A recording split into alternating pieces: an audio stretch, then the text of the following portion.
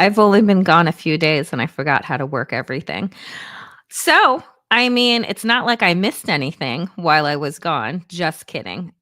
This place is such a shit show, and I highly recommend, dear friends, that if you have the ability and the means to just leave for just a little bit, one, you gather perspective, you gather energy, and you get some much needed rest and break from the nonsense. I've missed you all. I'm super happy to be back on air, not necessarily back in America, but we have so much to cover. So, without further ado, welcome to the Danielle Moodie Show. Let's get into it.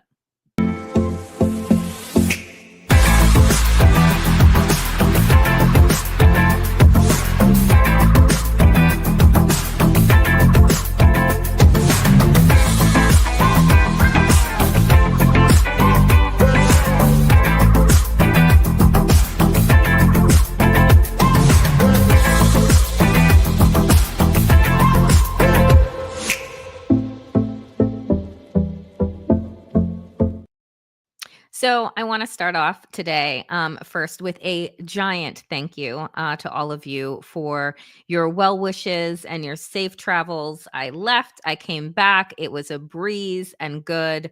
And I was super grateful for all of it. And also, for those of you who did check out my Black Panthers 3-part series and gave such beautiful comments, thank you again for taking the time to watch. It was, as somebody had said, you finally got to like really dive deep into the book report that your high school teacher didn't want you to do, and yeah, that's how it felt when I was putting it together. I was really excited to revisit a topic that was very instrumental into my activism and how I see the world. So if you have not, dear friends, checked out the Black Panther 3-part series, the videos are up now and you should check them out and share. They are evergreen. All right. So I'm back here and this place is a fucking shit show. Like this Trump's tariff war, as I say in the title, is absolutely bananas. Like, my question is he insane? Like, is he an utter madman? Because I don't know how we think that a man that has bankrupted multiple businesses over the course of his entire life, that the last time that he had a hold over our economy, that he added, I think, $7 to $9 trillion worth of debt, that this man who successfully bankrupted a fucking casino, which is like a money-making machine. Literally, it might as well print money. He bankrupted a casino that somehow Donald Trump knows more than, I don't know, the best economists and scholars of the world that tell us that his tariff war is going to spiral us like the tie in this picture into a fucking recession and will most likely end up with us in a depression with the way that things are going. So let's take a look. The Dow closed today, nosedives 1,600 points. The S&P 500 and the NASDAQ dropped to the most since 2020 after Trump's tariff onslaught. So what else happened in 2020? Oh, that's right. Donald Trump had his hands on our economy. And also COVID, which I guess you can blame for parts of this in 2020. But the only thing to point to with this insanity that is happening right now, this insanity that is draining 401ks and pensions, is Donald Trump's desire to seek out revenge around the world in the form of sales taxing the middle class and the poor to the fucking poorhouse. Okay. So Here are the key takeaways of where we find ourselves in the midst of this dying fucking republic. Donald Trump announced reciprocal tariffs, which reciprocal is doing a lot of work in that sentence, being as how he's the one that started the tariff war. So I don't know what he's reciprocating against. Okay. Because nobody came in and said that, oh, we're going to start taxing the shit out of America. No, Donald Trump did it. These are not reciprocal. He started the shit. On tariffs on more than 180 countries and territories on Wednesday. The new duties will include a 20% tariff on goods imported from the European Union, along with 10% levies on those originating from the UK. Luxury goods, autos, and German products are among those hardest hit. While there is some positivity for regional currencies and European pharmaceuticals on Thursday. He tariffed a place that only has penguins.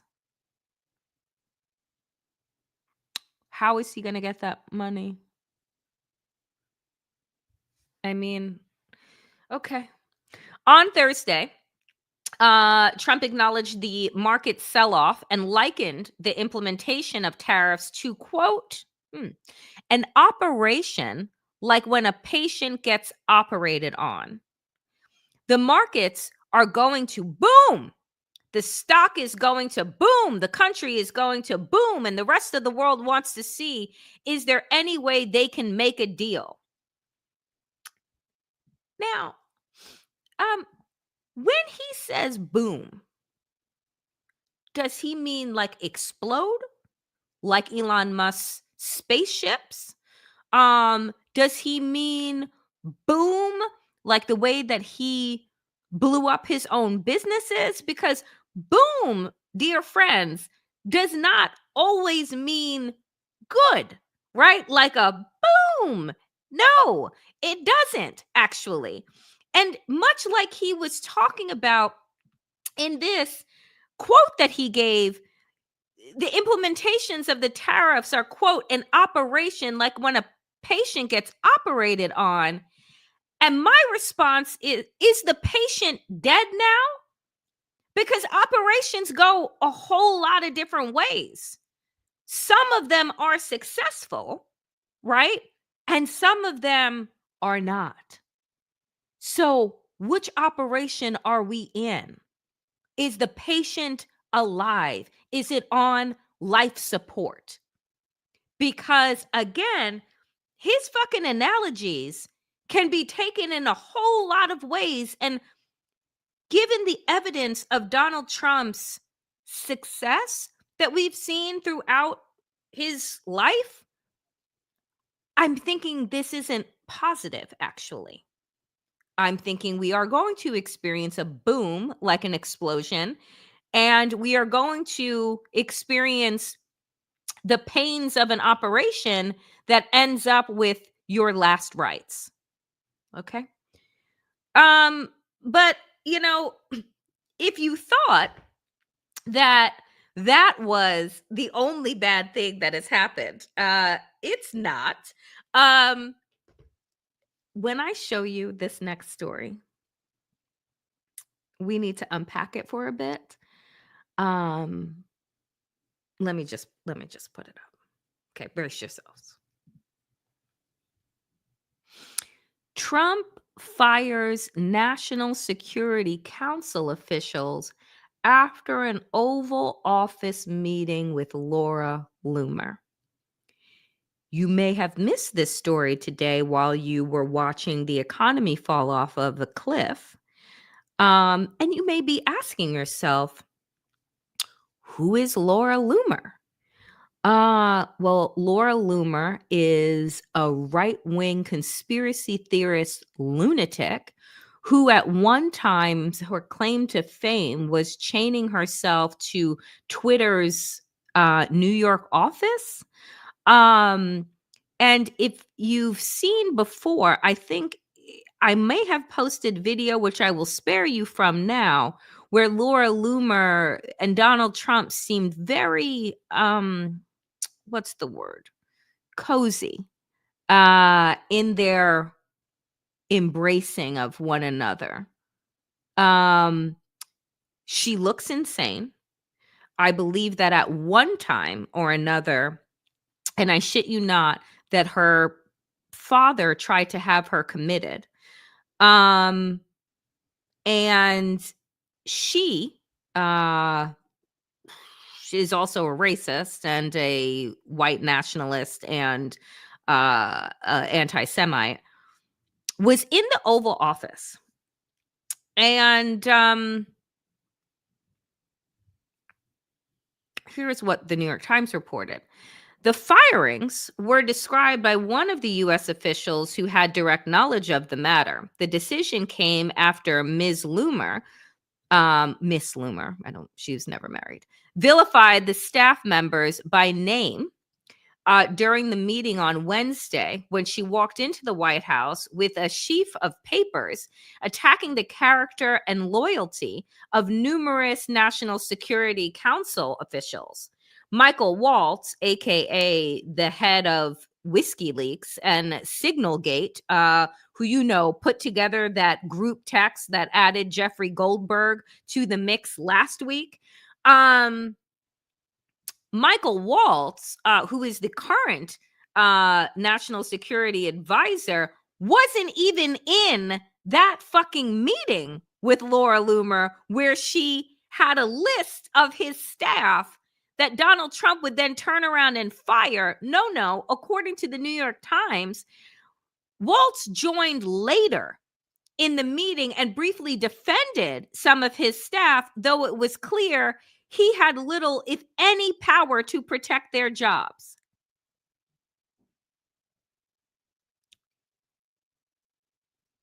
What is Laura Loomer's qualifications? What posts has she had? Does anybody know?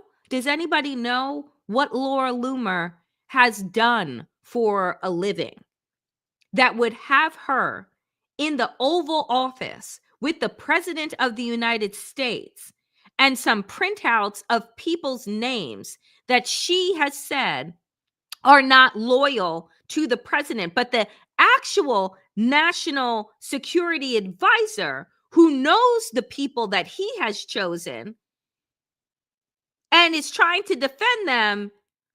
Oh, Donald Trump said, no, go sit down somewhere because I'm going to listen to her. Now, the New York Times actually gets this right and says it was a remarkable spectacle. Miss Loomer, who has floated the baseless conspiracy theory that the September 11 attacks were a, quote, inside job, and is viewed as extreme even by some of Trump's far-right allies, was apparently wielding more influence over the staff of the National Security Council than Mr. Waltz, who runs the agency.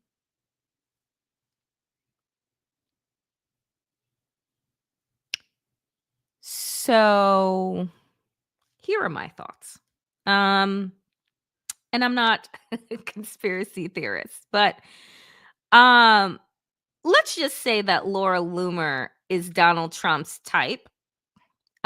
Except, sans the blonde hair, but I'm certain she's probably tried frosting or something at some point. Let's just say that Laura Loomer, much like Kristi Noem, has gotten a lot of MAGA work done, right? Let's just say that Donald Trump likes to hold her real close. And what we know to be true is that in order to court favor with Donald Trump, all you got to do is whisper a little bit of sweet nothings into his ear, tell him how powerful he is, how big and bold he is. And if you're, a MAGAfied woman, there are other things that you can do as well. So,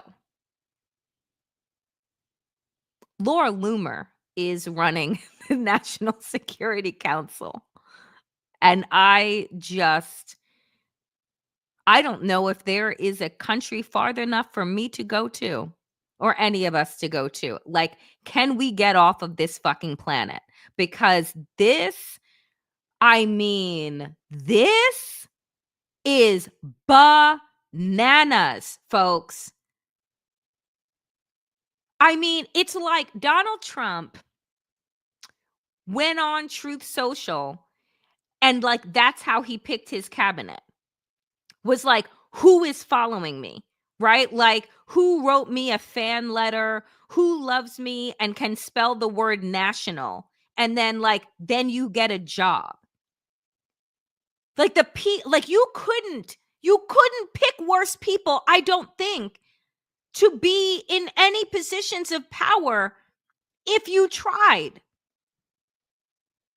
If that signal chat with the fist pump and the fire emoji and the flag didn't just give you like the mindset of where things are, if the fact that fucking Kid Rock, that piece of trash, is just allowed to walk into the Oval Office and just, kick it. I swear to God, like I wrote this before. Donald Trump is America and America is Donald Trump. He is the trashy, ignorant, tacky, like intellectually deficient underbelly of this country. That's why they love him. He embodies everything that is absolutely despicable and detestable about America. Like, Donald Trump is the embodiment of money does not buy you class. The reason why he hates Barack Obama so much, that Barack Obama kind of lives rent free in his mind, is because he couldn't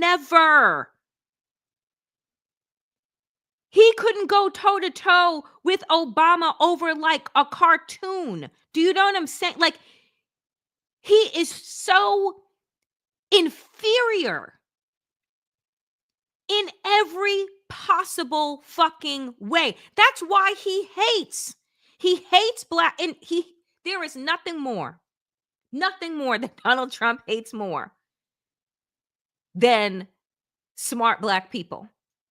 There is nothing more that Obama hates, that Donald Trump hates, than smart black women. There is nothing more, right? So if you take Hillary Clinton, fucking hates her. Why? Woman. And smart. Like, overqualified.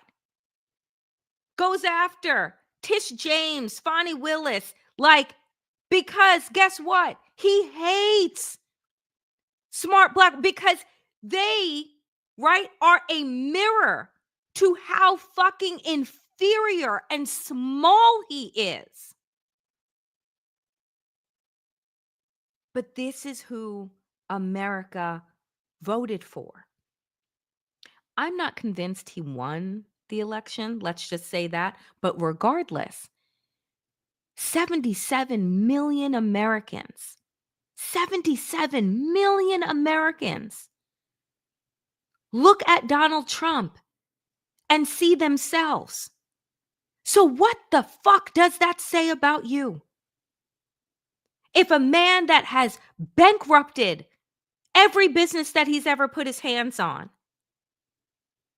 has had 5 different kids by 3 different women, has had to pay for sex from a porn star because his own fucking wife don't want to touch him. Like, she literally cringes. And don't talk to me about free Melania, because she's just like a fucking white supremacist Barbie as it is. Okay? It's just like, when you look at this man and you think, how did we get here? It always comes back to racism and sexism. You want to know the two original sins of this country? It is that.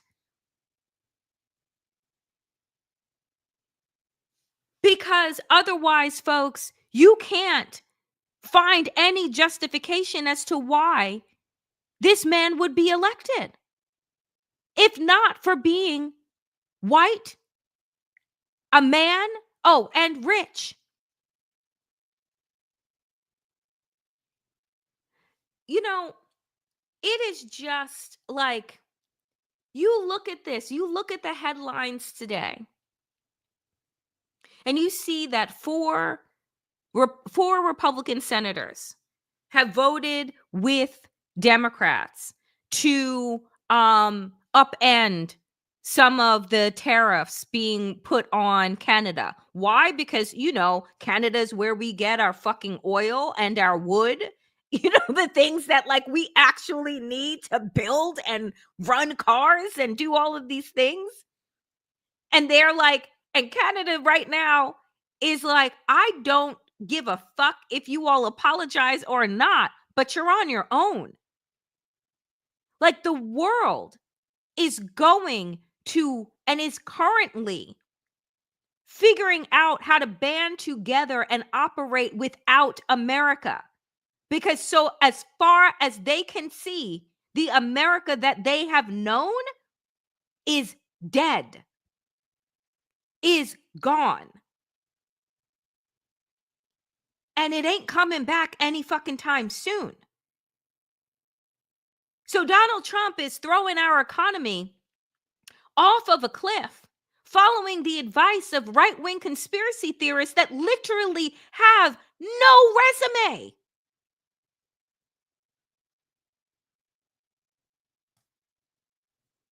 $77 million people. Like, if you cannot tell me that white, like, nationalist ideology is not some type of fucking virus and cancer that eats out the brain and the heart. Because 77 million people voted to have their Social Security taken away, voted to have their bodily autonomy taken away, voted to have their 401ks wiped the fuck out. Yo, it's like when you really just try and think about the mentality.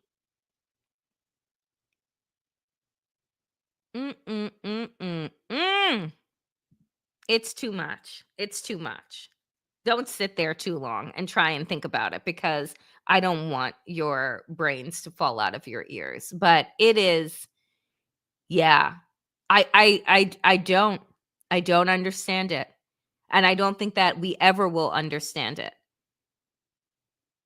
It really truly is. And I think that had we live in any other place, right, where whiteness wasn't always associated with, success and smarts and all of these things, then we would really do the research and the work to understand that sickness. We would really turn around and say, like, this is not it, like, normal, rational behavior to vote against your own health and well-being, all because you don't want a black person or a brown person or a queer person to have anything. So you literally looked at Donald Trump as he said, don't worry, you'll never have to vote again, as he held a Nazi rally at Madison Square Garden before the election, and 77 million people said, nope, that's my guy. I know that we will probably not have history or schools or books, going forward. So I don't know how folks 40, 50, 60, 70 years, if this place even still, how they will discuss and remember this moment. But my fucking God. Wow. Just wowzers. Pivoting off of that into what was actually some good news mixed in with the disaster. Um, I do want to look at this. I do want to actually focus on some good news that happened. This is, as you know, Judge Susan Crawford, who won her race in Wisconsin. Liberal candidate wins Wisconsin Supreme Court race in blow to Trump and Musk, because we all know, right, that Elon Musk bought the US presidency for the bargain price of $290 million. $290 million. Elon Musk threw behind Donald Trump in order to buy himself a president. And it worked. We watched him try and do this around the country, around the world. Failed in Germany, inshallah, thank God, right? Failed in France, right? Oh, by the way, when I was abroad, that was the other bit of good news. Much like the fucking Brazilians who are gonna be throwing Bolsonaro in jail for election interference and like all of the other hot shit that he was doing. Guess who's going to jail too? Marie Le Pen. Because apparently every other country can hold their crooked fucking politicians for accountable for their crimes except for America, which was supposed to be the beacon of somebody's democracy. Miss me with it when all of our judges said, oh yeah, no, we couldn't possibly. If you hold a president accountable, then the country will fall apart. Really? Brazil looks good, as does France. Just saying. So Susan Crawford, won an open seat on the Wisconsin Supreme Court, keeping the high court's 4-3 liberal majority intact and delivering a blow to Elon Musk and Trump, according to projection, which we know was absolutely true. And here's the thing. The election offered the first big test for both parties since the November elections and came after record-breaking amounts of money poured into the race. In particular, the race was seen as a test of Musk's political sway, as his super PAC, America PAC, spent more than how much? $12 million to support Schimmel, the opponent. He also traveled to Wisconsin. He wore a cheese hat, folks are telling me, because the man just, debasing himself. He loves to do it. He loves to do it. Wore the cheese hat in Wisconsin on Sunday before the election, where, guess what? He handed out $1 million checks to voters who had signed his petition against activist judges. I want to say this. Apparently, though, and y'all double check, because he hands out, those giant like lottery checks, right? With $1 million on it. But to date, I don't think any of those people have actually received the $1 million. So he hands out the paper checks that say $1 million, but unclear if they can cash that check. Okay. What's even funnier is that I believe Susan Crawford won her race by 12 points, which means that Elon Musk, for every $1 million that he spent, is how much she won by. You can't make this up. It's like a Shakespearean drama, comedy, or in our case, really, truly a tragedy. But what it shows, dear friends, is that if we still show up, if people continue to understand that they still have power,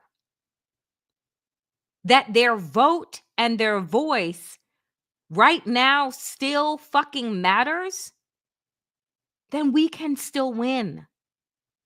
We can slow the fucking autocratic train down. And that's what the people of Wisconsin showed. Not only is Elon Musk's fucking stock in hell right now, where I hope it stays, but so is his support. Not only has one of the founding shareholders of Tesla calls for him to step aside because his image, his brand is fucking trash and is trashing that company.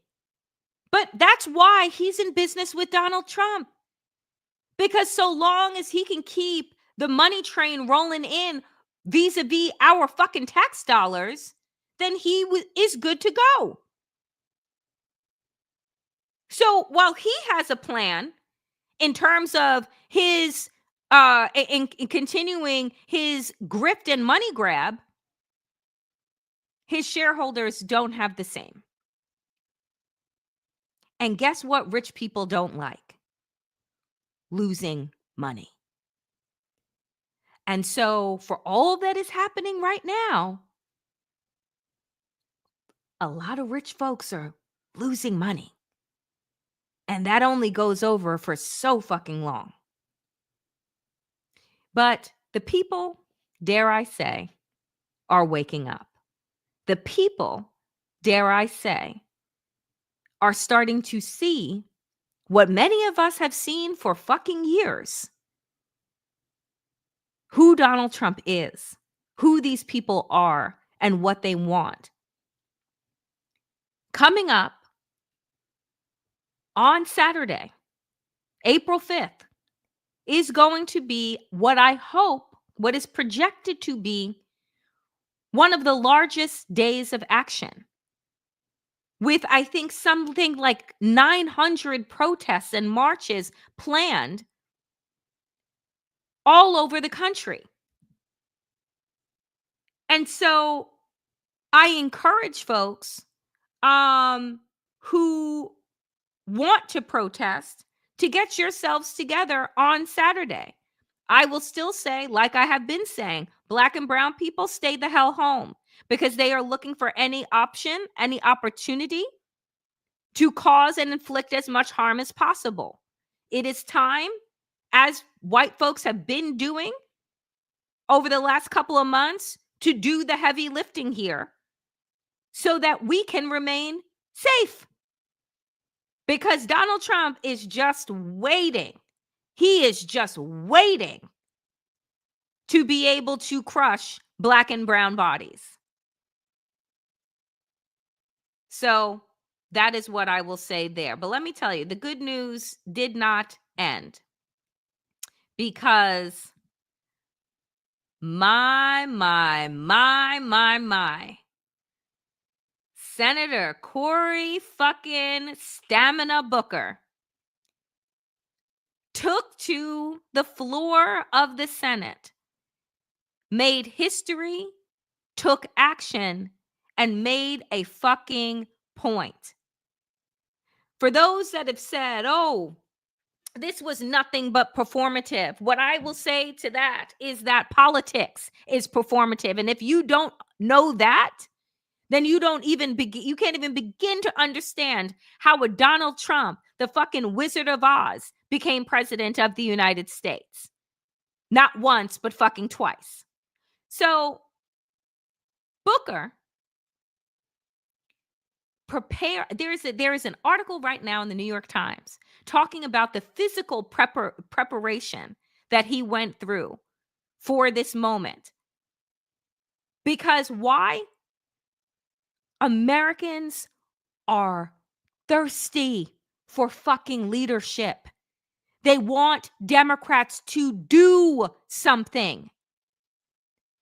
I remember at convention when Michelle Obama stood up on the stage And she said, we, the people, have got to take action. We, the people, have got to do something. Doing something does not always result in policy, but it results in creating a spark for a hopeless fucking people. For people that are so desperate for anyone to lead them, to fight for them, to stand up for them. Cory Booker stood up for 25 hours, beginning his speech with saying, "These are not normal times in our nation. We are existing in the new abnormal." Shout out to my podcast. And there are times, there are moments where you have got to disrupt the status quo, to have people stop in their tracks, to look around and say, this shit is not right, and we are not going to continue with business as usual. Because nothing about what is happening right now is fucking normal. You have a white supremacist fucking cheerleader inside of the Oval Office that has enough sway over the president of the United States to get him to fire people against advice from the actual person he put in charge of national security. You have the person that began what? The WWE, leading up like agencies. It's absolutely fucking bananas. And so sometimes it takes an act of absolute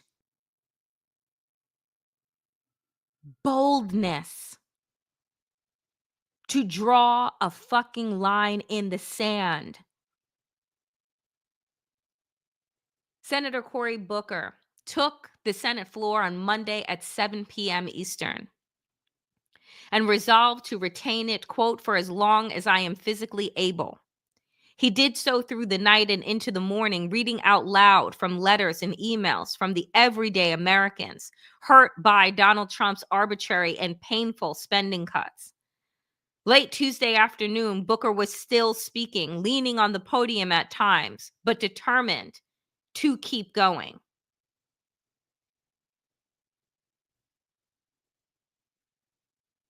He was alone in the beginning. His colleagues were nowhere to be found.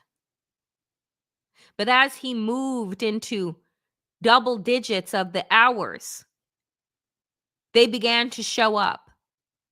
They began to enter the chamber and ask lengthy questions so that he could take a break. He prepared his body by fasting, by drinking no water for the entire day leading up to that, for fasting for days. He prepared himself physically and mentally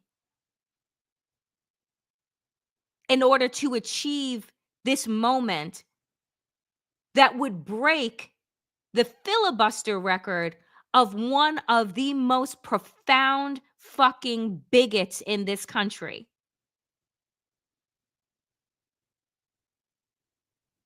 Cory Booker showed the American people what sacrifice looks like, what determination looks like, what persistence looks like. He was the very embodiment of fortitude. That if we are to survive this moment, if we are to hold on as a people, that it is going to require us to sacrifice something. It is going to require us to be uncomfortable. It is going to require us to stand when we want to sit and to speak out when it is safer to be silent. Cory Booker will be remembered for this moment. And what Hayes Brown, writer at NBC, said here was, Booker has wrapped up his marathon speech. But if the Senate's Democrats want to show their angry constituents that they're listening, they cannot let the business of the Senate return to the old normal.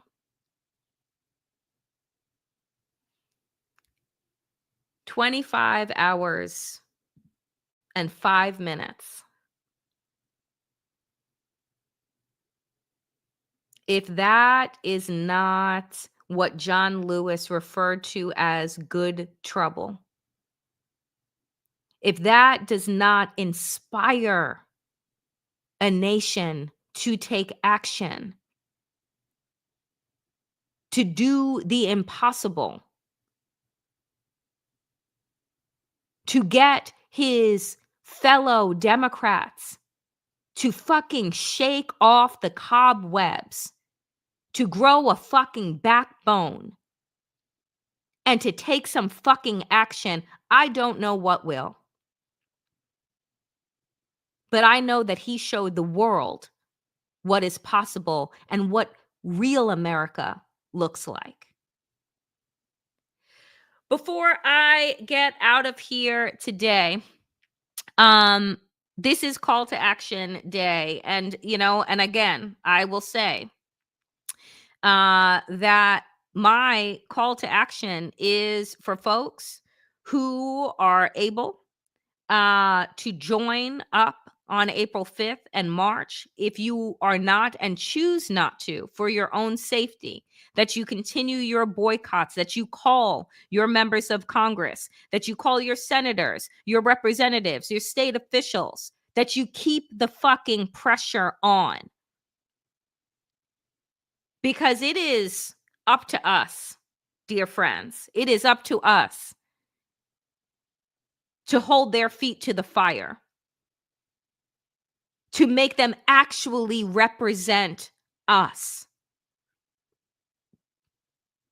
And not just in fucking name only, but with the righteousness and the conviction that this moment demands of them and is demanding of all of us. And finally, dear friends, I have a new piece that is up right now on Substack. My Substack is The Damn Digest, and if you have not subscribed over there yet, please do. I'm enjoying this platform a lot, and Waj and I are going to be doing some fun things together. I have new fun shows that I'm going to be announcing over there because who needs sleep? Just kidding. We all need sleep and hydration. But my new piece entitled A Speckle of Pepper in a Sea of Salt, Donald Trump's executive orders are resegregating America. But the question is, have we just been living in an illusion? And I encourage all of you to check out this latest piece and do subscribe and share.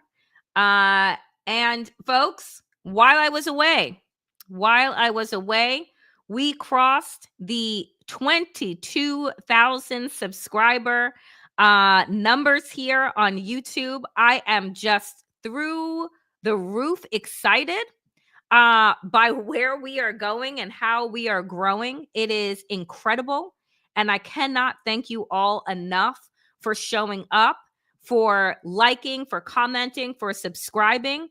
My goal by the time that we get to Memorial Day is to have us at 25,000 subscribers. So 3,000 to go to reach that goal. So if you are watching this right now and you have yet to hit subscribe, please do so. And do also feed the fairies inside of the algorithm by liking and commenting and sharing this episode once it is up.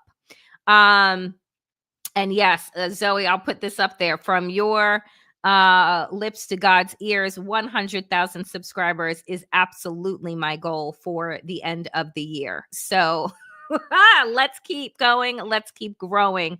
I appreciate each and every single one of you so much. Reminder, tomorrow, 12 p.m. Eastern, Waj and I are back with Democracy Ish. So do plan to be here tomorrow at 12 p.m. Eastern. And the Danielle Moodie Show will be back, dear friends, on Monday, 5 p.m. Eastern. I am so, so grateful for all of you who have been so incredibly generous today in welcoming me back. Like I said, I missed being here with all of you, but I did not miss this country. But I missed being here with all of you, and I am happy to be back. As always, dear friends, power to the people and to all the people power. Get woke, stay sane, and in these extraordinarily insane times, dear friends, do stay safe. I will see you back here 12 p.m. Eastern for Democracy Ish. Be well.